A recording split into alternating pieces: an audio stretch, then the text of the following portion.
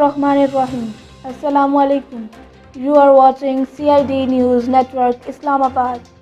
I am Zainab. Today's headlines. Saudi Ambassador Nawaf bin Saeed Al Maliki called on Prime Minister Imran Khan amidst what appeared to be the frayed bilateral ties due to Riyadh's refusal to roll over its loan. Prime Minister Imran Khan said that the opposition proposed that allegations of corruption of less than 1 billion rupees should not come under the NAB scope. Pakistan Muslim League Vice President Maryam Nawaz will attend the death anniversary event for former Prime Minister Benazir Bhutto on December 27 in Larkana.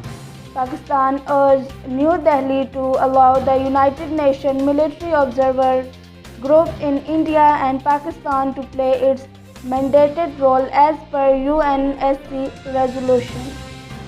Custom Collectorate raid in collaboration with the Frontier Corp Force thwarted the attempt to smuggle largest counterfeit oil smuggling bid in its history.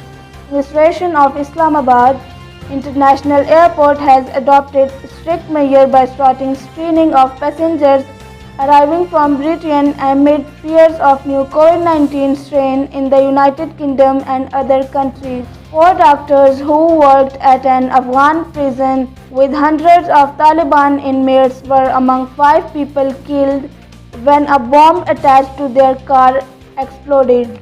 In a shocking incident, a teenager girl was killed by her own brother in Lahore, allegedly by the name of honor.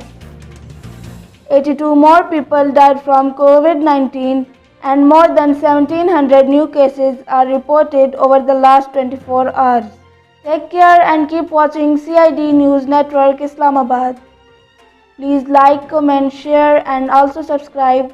Allah Hafiz. You are watching CID News Network, Islamabad.